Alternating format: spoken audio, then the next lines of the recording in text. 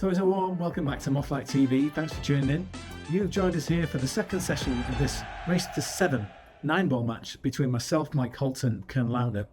And as we rejoin play, Ken is leading by 3 racks to 1. Then Ken with the break here in rack 5. Just giving him a good break, and the 5 has dropped in the... Actually, it was the 1 that dropped in the corner, do tell a lie. And he has a shot at the 2 ball down the rail. 3, however, is a little tricky, and he's quite flat on this 2. Would have to draw back quite a distance, somewhere similar to where the cue ball is now, if you wanted to try and make the 3 in the bottom left. He doesn't appear to have any angle to follow forward.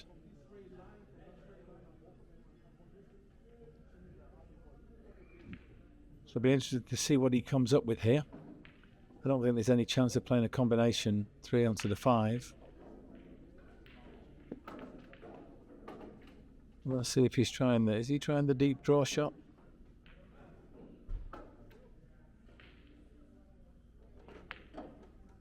Well, he was, as you can see, he got the backspin. But that just made the pot a little harder, hitting it with that extra force. You've got to be very accurate. But he's not done any damage. He's left the 2 completely safe. I was trying to hit the very finest of edges there, which would have just barely moved the 2 and got the cue ball all the way back up the table, but caught it too thick. And I do believe I've left this on through the gap, so he can just play centre ball with a stunny type hit to just come out off that side rail. Well, he's just rolled that in. I think he's just finished a bit short for the 3 in the top left. I was talking about playing in the bottom left. I suppose this is where there's less movement of the cue ball. So now he's looking at playing this in the top left with some draw and a bit of right-hand English to get the cue ball onto that long rail on the right and then come around the rails. That tell a lie once again. He's going in the top right pocket, I do believe. Yeah, caught that a bit too thin, but he's got a very good cue ball all the way down behind the 4, as you can see. Bit of a 2-in-1 shot.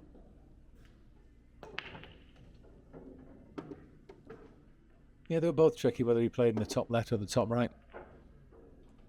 I just thought the top left could maybe avail better position. So, looking at a little swerve here. Maybe I should have called the 5. So that gives an option to Ken. But I think he may take this because that... oh no, he's put me straight back in. I was going to say the 3-9 looks quite inviting as a combo. They're pretty close together. But it does need to be made. Got to cut the 3 ball to the left. So it makes the correct contact point on that 9 to knock it in. Got it a bit too much to the left there. You can see the 9 missed the pocket on the long rail. I may have just gotten a bit fortunate here and blocked off the potting angle into the centre pocket. It's hard to tell from this camera angle.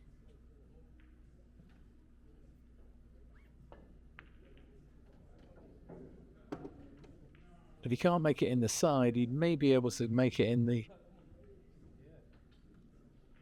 top. But here we are, he's got the jump stick out once again. So he's obviously jumping over part of the 10.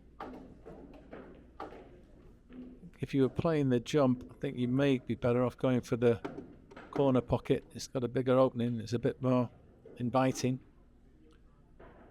And you do need to try and get a little, at least a stop on the cue ball, if not a little bit of backspin to draw back.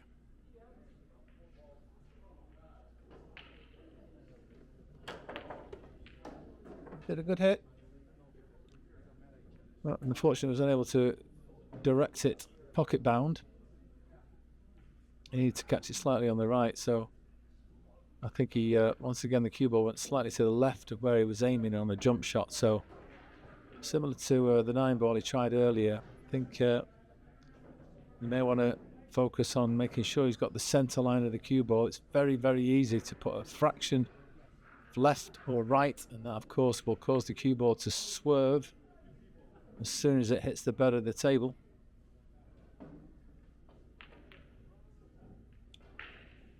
And always tricky those when you're hard under the rail. Secret is to keep yourself completely still, keep your head riveted to the cue, and I don't think I did that on that occasion.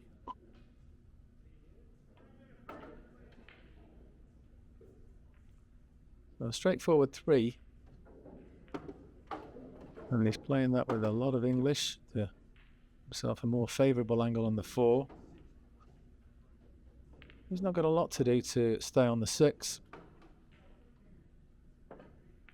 and he will need a little angle to get up the table for the 7, so he may choose to just play a little stun off the rail. That way he could let his stroke out rather than just trying to baby it and hold. And he would have probably finished a bit too low had he done that, so much better shot. But if anything now he's a little too flat. He's still got the slightest of angles. Maybe force the cue ball over onto that long rail on the right. And then with a little bit of left English can come out off one rail for the 7.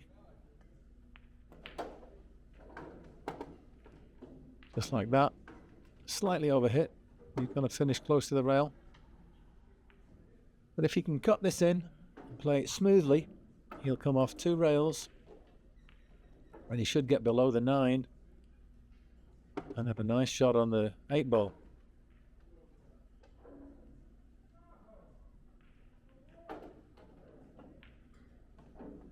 Beautiful. Look at that. Absolutely perfect.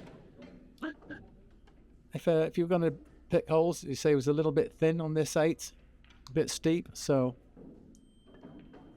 not straightforward to hold the cue ball. But you see where he was gesturing there, that's what he's hoping for, just one rail, nice and slow. And that's good enough. Slightly off straight, so you've got a choice. You can play the positive punchy shot with a bit of left to come round the angle on the right hand side of the table, around the back of the 10. Or you could play it with top and right hand English and throw the 9 into that left hand corner pocket and then check the cue ball up the centre of the table, just one rail out for the 10. So what does he favour? The punchy shot with a bit of left, nice positive stroke. And that had a big margin of error there. He's finished some distance away from the 10, but you would still fancy him to make this. That would give him a 4-1 lead in this race to 7. Again, it's looking good. With the break in, rack 6. And that's a lovely break. One of the target balls, which is that second row, going straight in the side pocket.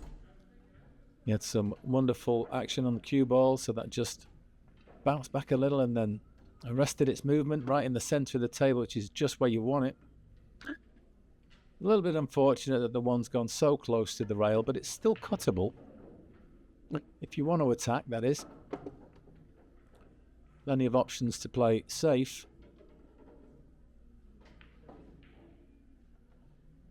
If it was me, I think I may be tempted to try and cut this in. It's a little bit more conservative with the shot choice. Maybe there's a lesson I can learn from that. He's not managed to get the hook on this occasion, and I think that one will pass the 3 into the side pocket. And although the angle does take the cue ball away from the 2, if you play this stroke nice and gently, I think the cue ball will just drift to where my tip is pointing there and leave you perfectly on the 2. If anything, you might get a little bit past the pocket line, so then you'd have to be playing for the 3 off the top cushion, but that's not exactly challenging with the 3 being so close to the side pocket, and the 4 and 5 are also close to pockets, so this is a great opportunity. Just make the 1. Yeah, and as suspected, I've gone slightly past the pocket line, so I'm inclined to just play this 1 rail off the top cushion and back down towards the 3. You'd like to get fairly flat on that 3, if not slightly past the pocket line, so you could get close to the 4. Stay close to your work is always a good idea.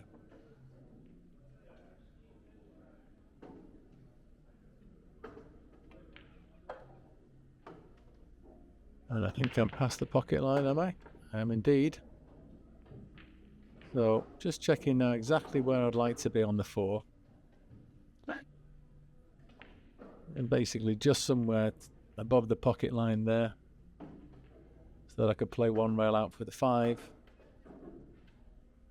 And then you'd want to play probably below that 6 for the same pocket as the 4, the top left. And then 8, 9, 10 are all very much in a cluster as well, so just a question of being careful here.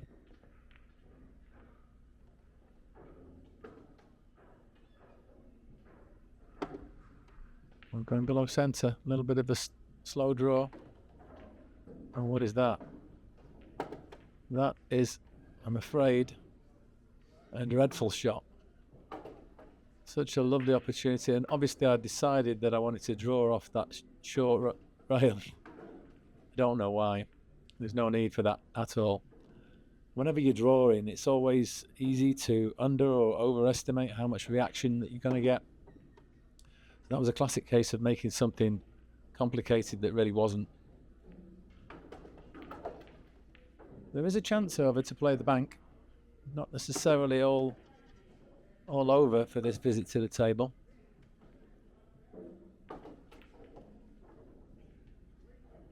And how do you shape for the 5? Well, I'm going below centre. I'm playing a draw shot to get the cue ball above the 5.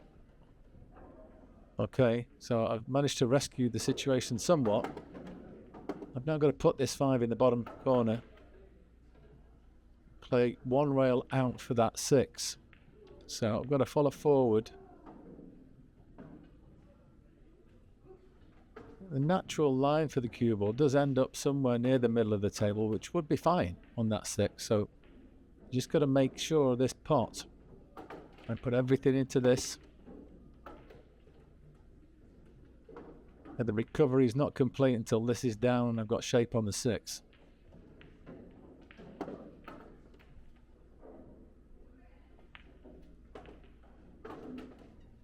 And that's worked out pretty good. This is a nice angle on the 6. I think you'd just play 1 rail across to the right hand side of the table for the 8 in that bottom left. Somewhere like that. That way you're taking the scratch out of the equation. I mean, you could play 2 rails if you wanted to play with centre ball striking and a little bit firmer. And you'd be taking the side pocket out of the equation with that as well, with the centre ball striking. You've no risk of getting close to that side. Yeah, I played the 2 rails in the end. I think that's the better way of playing it, slightly more positive. Come up a fraction short. I'm just looking now to see if I were to follow forward. I think the natural line of the cue ball does leave the 9 in the side pocket quite easy. Just want to get fairly straight on that. Alternately, you've got to do a draw shot, try and control the pace. Going to be drifting slightly away from the 9, going to the left. What's it to be? And it's the draw shot by the shape of that tip position. Smooth shot now, come on. That's okay. Slightly shorter pace. So again, 2 rails I think is the key here. Maybe a tiny touch of the right-hand side. Don't overdo the English though.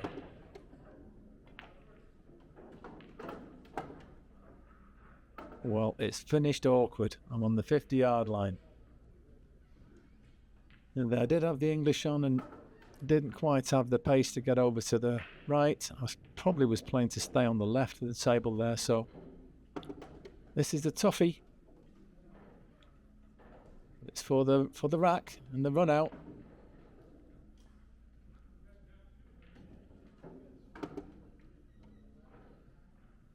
I'm playing this with a very large amount of right-hand English. Let's try and throw that 10 in. And there it goes. That's the way to do it, so I'm happy with that. Get a rack on the board, narrow the gap to 4-2. What's my break like? Well, that's worked out nice as well. The target ball's dropped in. Cue ball's moved up and down a little, and I've got I've got sight of the one. I don't particularly have a shot, I don't think.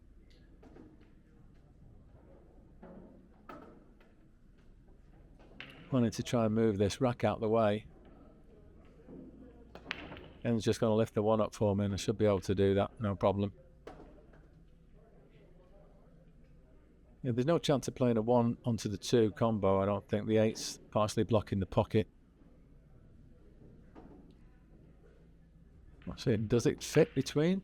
I'm looking to see, there might be the slightest of gaps. They're looking very, very tight. Bit like threading a needle. I'm looking at it again. Must think there's a chance to make that one.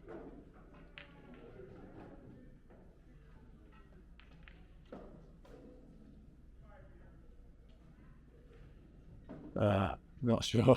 Third time looking. Obviously incredibly tight.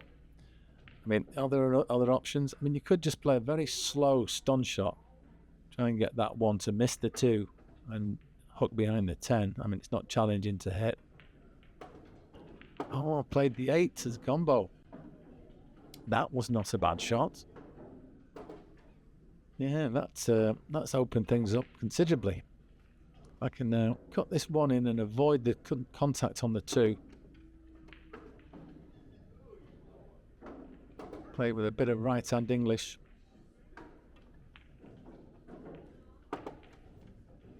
That's not too bad.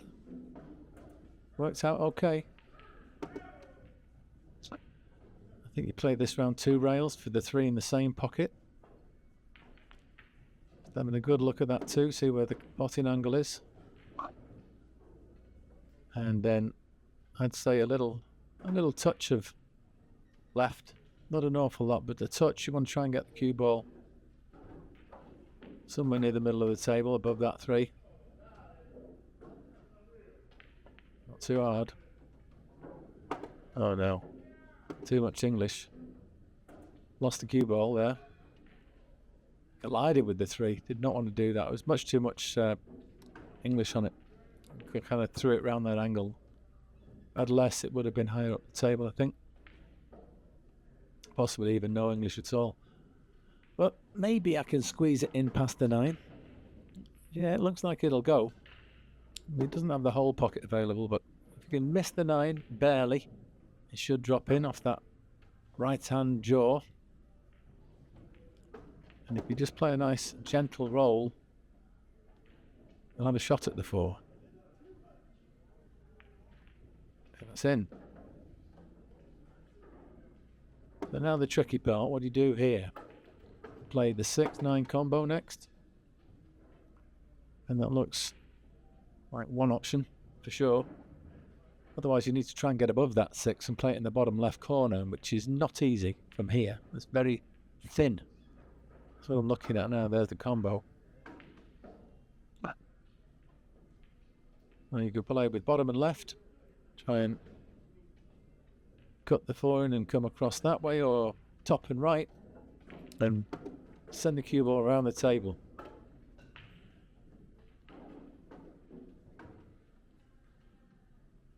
Well, 3 or 4 rails.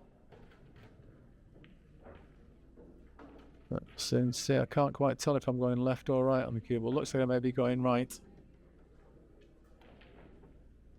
I was. There's the path of the cue ball.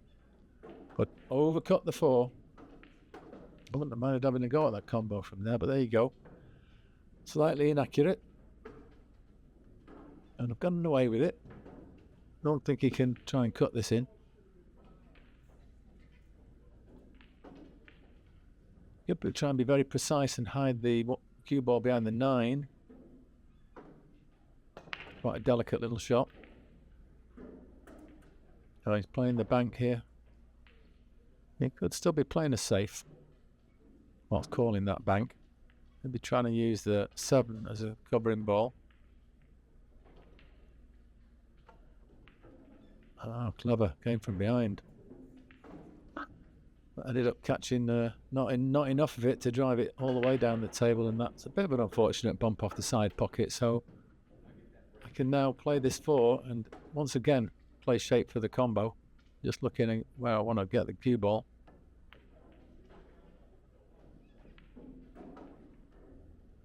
A bit of a gentle draw shot.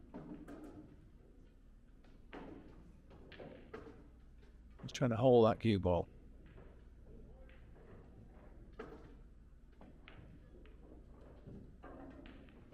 I held it too much. Didn't think I could kill it that much, but I have. Do you still play the combo? I'll try and get that 6 into the joint between the cushion and the 9.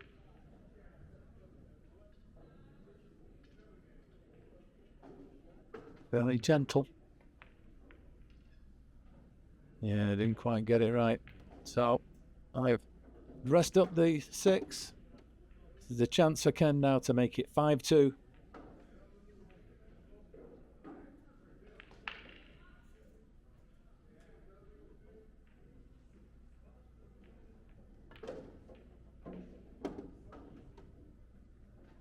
It's pretty flat, so he's doing a deep draw.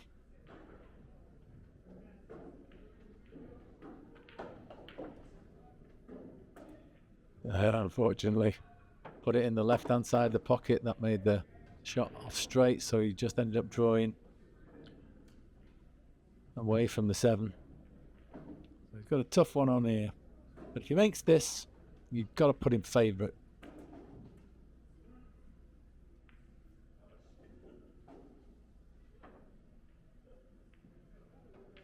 Just trust your cue action. And deliver it nice and straight. Yeah, slightly inaccurate there. But where's it going? You're joking. So bad it was good. Yeah, it happens, folks, on a 9-foot billiard table. And he says he's sorry, but I don't think he is. Yeah, the secret with those is when you get them, got to make the most of them. And that certainly looks like he's going to do that here. This 10 for 5-2.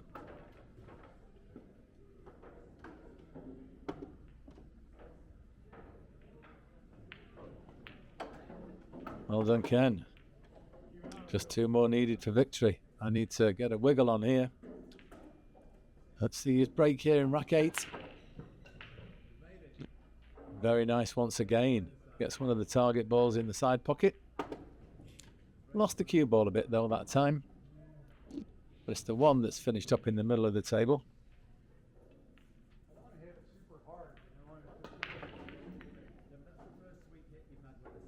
Not sure there's much of an attacking option available. I mean, you could play the 1-10 combo. The 10's fairly close to the corner. It is for the win. And one thing about Ken is he's pretty good at these combos on winning balls. You may recall if you've seen any of our 9 or 10 ball matches previously, he's pulled out 1 or 2 crackers. So I would never put it past him.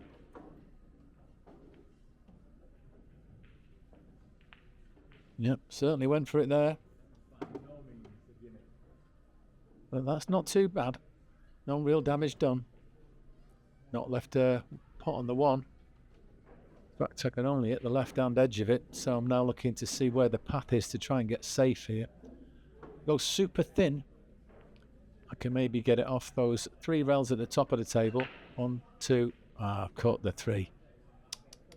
Means to miss that 3 ball, and then could have had a chance to get the white all the way down behind the 210. That collision has put bait to that, and presented Ken with a nice opportunity here. Can put the 1 in, and then I do fear the worst, really, because that 2's next to the 10. He's bound to make the 10 there, I would have said. I could be looking at 6-2 here. We're getting him on the hill.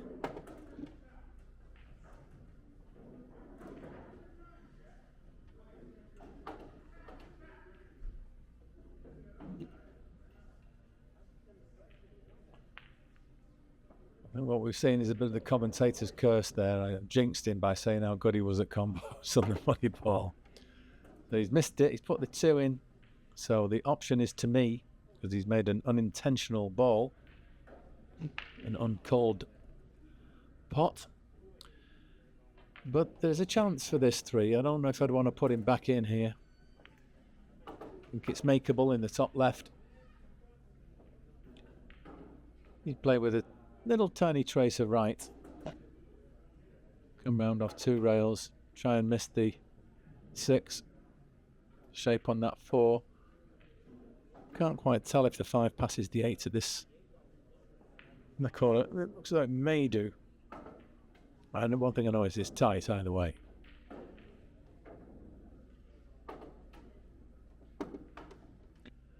I think I'm a bit concerned here. Maybe the potted angle's not quite available.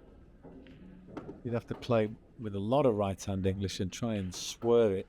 Maybe even a bit of tiny bit of downward striking, which increases the amount of bend that you're able to get on the white, but obviously makes the pot a lot harder. But the cue's fairly level still, so obviously not trying to swerve that much. Yeah, in the end, just played a safe. And I think I've blocked the pocket with the 8 there.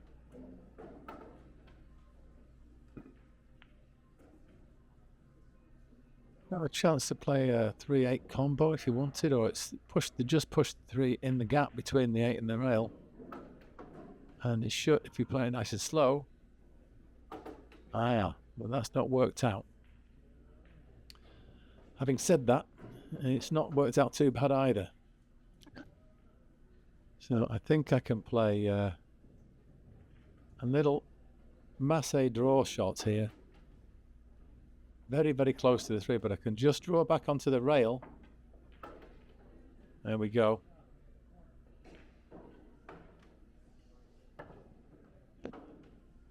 It's a 1 rail kick. Actually, he's shaping for the 2 rail kick, so he wants to hit the short rail a couple of inches before the 3. We can make it rail first. Does actually give him a much bigger margin of error by playing it this way. And it also means the cue ball will be going up the table towards the 4 if he does happen to make it.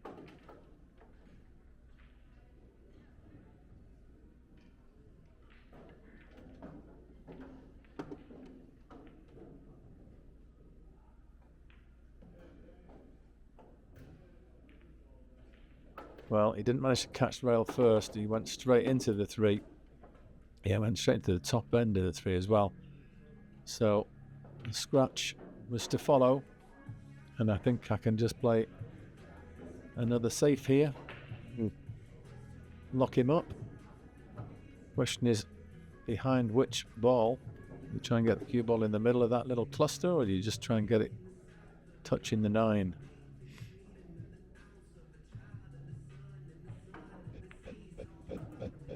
Well, I've not locked him up tight, which a little bit of an oversight, because now he's just got a 1 rail kick and just come off that left hand long rail and close to the 3 that way.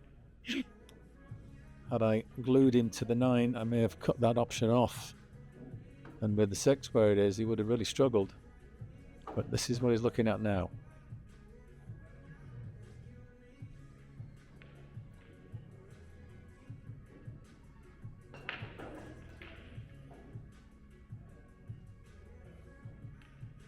Sure what he's pointing at here.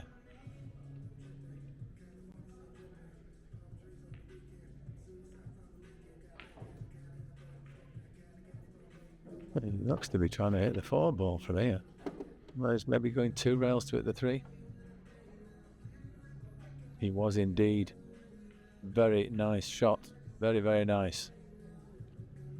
Got a thin cut on the 3, got some separation. And whilst he's left a pot, it's awkward cueing hampered over those 3 balls.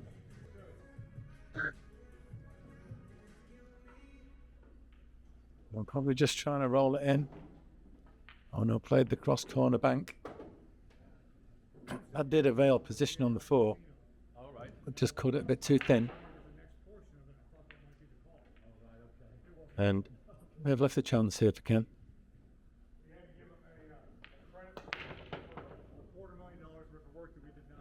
If that's frozen to the rail, it makes the pot a little easier.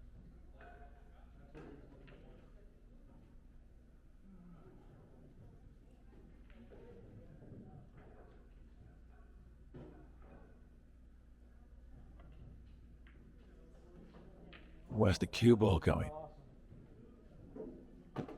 And it was always going to be tough to hold. It was quite a thin cut. To play a little baby shot to try and just delicately drop it in pocket weight. And I think he may have had a chance there, but he's now going for the jump bank. Trying to hit this 4 pretty much full in the face with a bit of speed. We'll square up the angle a bit off that short rail.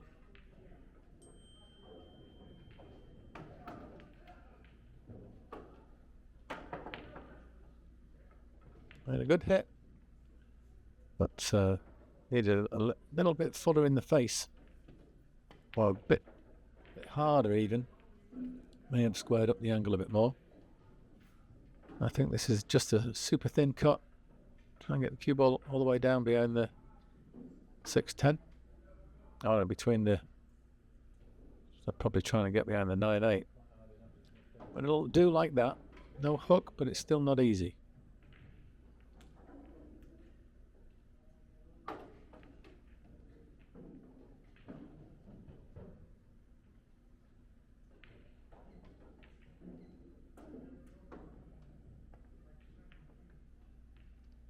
And I'm trying to hide me behind the wall of balls here.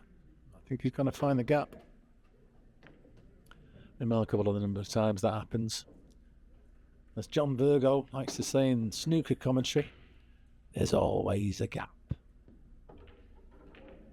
This is a bit flat. I'm going to try and push this in, follow forward and get out into the table somewhat so you've got a shot at the 5. Have I come far enough? Can I get past the 8 for the potting angle?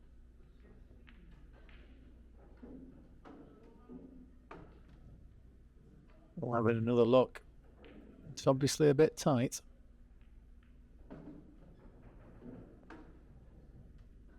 Yeah, it looks as though I can only hit enough to got it a bit too thin, so we'll see.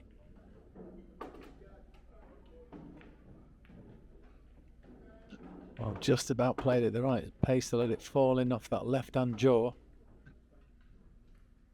And now I think I just roll this in and play the 8-9 combo. That's... Unless I've got the angle to collide with them, but you don't really want to collide with them. You want to keep them where they are. Collide with them I've done. And that was a bit risky. You're taking a chance. You're never sure when you're playing cannons where they're going to finish up. I'm slightly hampered cueing. I've just got to pop this. And that's all the way in. I'm slightly into a blind pocket.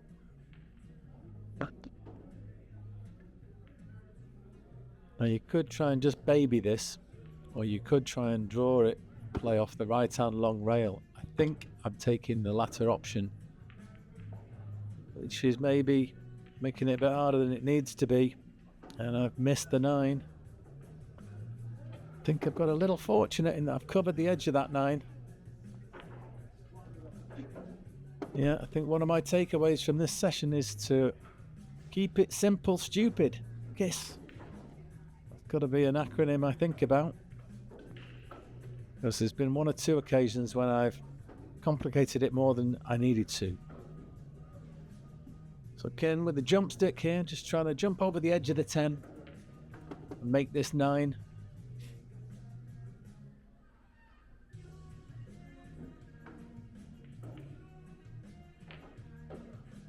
And whilst it's not a particularly challenging jump in terms of elevation, you don't have to get over the whole ball. There's a lot of distance to travel. And so imperative that you can find the center line of that cue ball with the striking, and that you do not impart any unintentional side. Because that's what can happen, I'm afraid, folks. It just squirted over to the left. That indicates maybe a little bit of left-hand side on the cue ball.